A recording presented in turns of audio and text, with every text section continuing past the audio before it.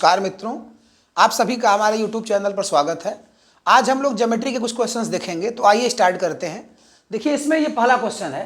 इस पहले क्वेश्चन में ज्योमेट्री के कई कंसेप्ट लगेंगे, तो इसको पूरा जरूर देखें और ध्यान से देखिएगा। कह रहा है कि दी गई आकृति QRTS एक चक्रीय चतुर्भुज है। दी गई आकृति QRTS एक साइक्लिक क्वाड्रिलेटरल है। PT 5 सेंटीमीटर है, SQ 4 centimetre, PS 6 centimetre, angle PQR 63 degree है। TR का मान बताना है। चित्र में समझाते हैं, एक बार देखिए। कह रहा है कि ये QRTS एक साइक्लिक क्वाड्रिलेटरल है। QRTS एक चक्रीय चतुर्भुज है। तो ये देखिए आपका चक्रीय चतुर्भुज हो गया। पहली चीज ध्यान रखिए, PT 5 सेंटीमीटर है, जो दिया उसको लिखा जाए। ये 5 सेंटीमीटर दे रहा है, PT 5 सेंटीमीटर लिख लिया हमने। SQ 4 सेंटीमीटर है, SQ को यहाँ 4 सेमी लिख लीजिए। SQ 4 centimetre. PS देखिए 6 सेंटीमीटर दिया है, तो देखिए PS यहाँ पे है, तो PS कितना हो गया बताइए जरा, 6 सेंटीमीटर हो गया। TR की वैल्यू निकालनी, TR को हमने x मान लिया, इसकी वैल्यू निकालनी है। एंगल PQR की वैल्यू 63 डिग्री है। इसका कोई मतलब है नहीं, लेकिन फिलहाल दे दिया है तो लिख लीजिए 63 डिग्री। तो अब हमें x की वैल्यू निकालनी है। तो सबसे पहले हम लोग चक्रीय चतुर्भुज की एक प्रॉपर्टी पे आते हैं कि चक्रीय चतुर्भुज यानी साइक्लिक क्वाड्रिलेटरल का जो बहिष्कोण होता है, जो एक्सटीरियर एंगल होता है, वो अपने अंतःसम्मुख कोण के बराबर होता है। चक्रीय चतुर्भुज का जो बहिष्कोण होता है वो अपने अंतःसम्मुख कोण के बराबर होता है।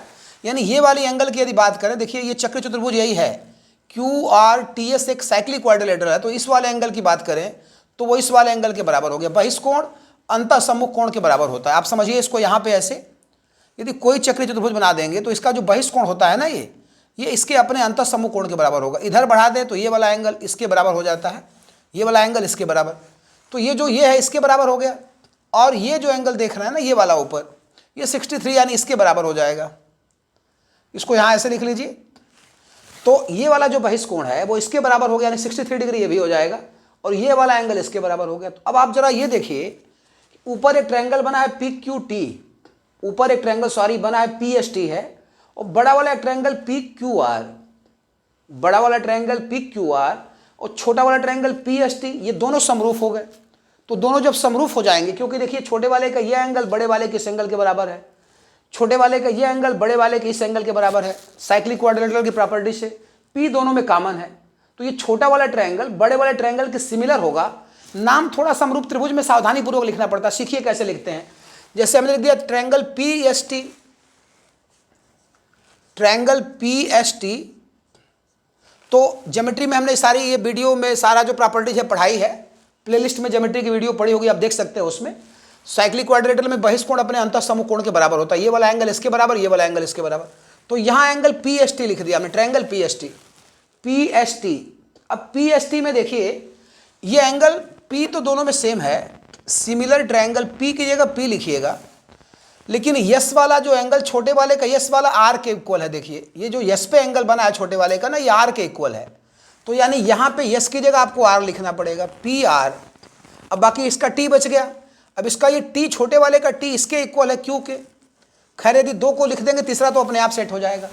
तो PST similar triangle PRQ, PST similar triangle PRQ, मतलब थोड़ा नाम लिखने में ध्यान देना पड़ता है इसमें।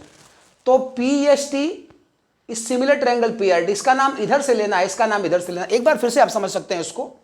हमने PST लिख दिया, तो PST लिख दिया छोटे ट्रायंगल में, तो बड़े वाले में भी P की जगह P ही रहेगा, लेकिन यस वाला एंगल जो यस पे बना है छोटे में, वो बड़े वाले में R पे बना हुआ है। तो छोटे वाले का जहाँ यस लिखा है दूसरे नंबर पे, यहाँ पे पहला दूसरा, वहाँ इसका R लिखिएगा। तो यहाँ इसका R लिख दिया। और छोटे वाले का जो T वाला एंगल है वो Q के, बड़े वाले के Q के बराबर है। तो छोटे वाले में जहाँ T लिखे हैं ना, जहाँ T लिखे हैं वहाँ बड़े वाले का Q लिखिए। अब काम खत्म।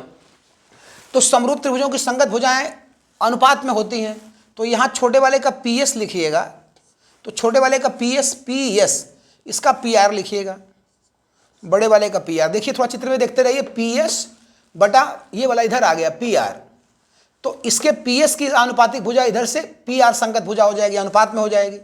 अब इधर से हम छोटे वाले का PT लिखें, ध्यान दीजिएगा, छोटे वाले का PT लिखें तो ये छोटे वाले का PT बड़े वाले की PQ के बराबर। देखिए PT पहला और अंतिम, PQ यानी पहला और अंतिम, तो ये हो गया PQ। बस काम खत्म, बस मान रख देना फटाफट। अब PS की वैल्यू बताइए कितनी है, बताइए जरा PS की वैल्यू कितनी है। 6 सेंटीमीटर PS की वैल्यू, यहाँ लिखिए आप 6 सेंटीमीटर। PR देखिए, पी आर, ये 5 है, ये एक्स है, तो पी आर कितना हो गया 5 प्लस एक्स, तो पी आर हो गया 5 प्लस एक्स। अब पी टी जरा देखिए, तो पी टी का मान 5 है, तो पी टी का मान 5 हो गया। अभी देखिए पी क्यू का मान, तो पी क्यू का मान हो गया 6 4 10, तो पी क्यू का मान हो गया 10। अब 5 से कट जाएगा ये पी क्यू, देखिए पी क्यू 6 प्लस 4 10, 5 दूना के 10, मल्टीप्लाई करेंगे तो 5 प्लस एक्स इधर चला जाएगा, और ये हो गया 6 दूना के 12, तो 5 प्लस एक्स इधर गया, 6 दूना के 12, तो यदि एक्स की वैल्यू निकाल दी जाए तो 12 माइनस 5 यानी 7 सेंटीमीटर, यानी टी आर की वैल्यू पूछा है 7 सेंटीमीटर। ये तीसरा ऑप्शन सही है। तो ये हमारा पहला क्वेश्चन समाप्त हो गया। तो आइए सेकंड क्वेश्चन देखते हैं इसमें। तो देखिए इसमें लिखा है कि ओ केंद्र वाले एक वृत्त की दो जीवाएं ए बी और सी डी एक दूसरे को पी पर प्रतिच्छेदित करती हैं। ओ केंद्र वाले वृत्त की दो जीवाएं ए बी और सी डी एक दूसरे को पी पर प्रतिच्छेदित करती हैं और angle A D P 23 degree और angle A P C 80 degree. B C D का मान बताइए, एंगल बी सी डी का मान। तो पहले सबसे पहले ये बता दें कि चित्र इसका अपने आप बनाना पड़ेगा, बना नहीं हुआ है, तो हमने बनाया है इसको, आपको भी चित्र बनाना पड़ेगा इसमें। तो एंगल देखिए चित्र में कह रहा है कि ओ केंद्र वाले वृत्त की दो जीवाएं ए बी और सी डी एक दूसरे को पी पर काटती हैं। तो ये देखिए वृत्त का सेंटर कहीं मान लीजिए ओ, यहाँ मान लीजिए। तो ओ केंद्र वाले वृत्त की देखिए दो जीवाएं बनी हैं, यहाँ देखिए ए बी और ये सी डी। तो ओ केंद्र वाले वृत्त की दो जीवा देखिए ए बी हो गई और ये एक सी डी हो गई, एक दूसरे को बिंदु पी पे काट रही है, पहला काम हो गया। अब कह रहा है कि angle A D P 23 degree. A D P देखिए है कहाँ, ए डी पी ध्यान से देखिए कहाँ पे है, ए डी पी 23 डिग्री हुआ, ये 23 डिग्री हो गया। अब कह रहा है कि एपीसी 80 डिग्री है, एपीसी देखिए कहाँ पे है, तो एपीसी यहाँ पे 80 डिग्री, तो एंगल एपीसी 80 डिग्री, एपीसी 80, ये 80 है एपीसी। पूछ क्या रहा है, इस पे ध्यान दीजिए क्या पूछ रहा है, तो बीसीडी पूछ रहा है। तो बीसीडी देखिए मतलब बीसीडी ये वाला एंगल पूछ रहा है। तो एकदम 30 सेकंड का क्वेश्चन, आप ध्यान से देखिए। तो हल करेंगे हम लोग, तरीके तो इसके दो होंगे, बट एक तरीका यहाँ से देखिए, त्रिभुज एडीपी में चलिए, ट्रायंगल एडीपी में, ट्रायंगल एडीपी में यदि चला जाए तो ये देखिए 22 कोण, इसको यदि हम लोग x मान लें, इसको x मान लें, तो ये 22 कोण देखिए 80 डिग्री है।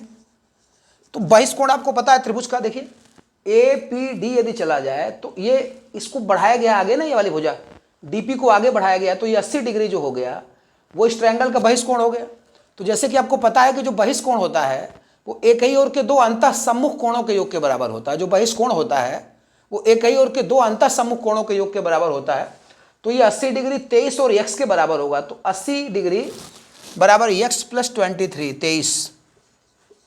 ये जो 80 डिग्री है वो x प्लस 23 के बराबर होगा। तो यदि x की वैल्यू निकालेंगे तो 80 माइनस 23 हो जाएगी।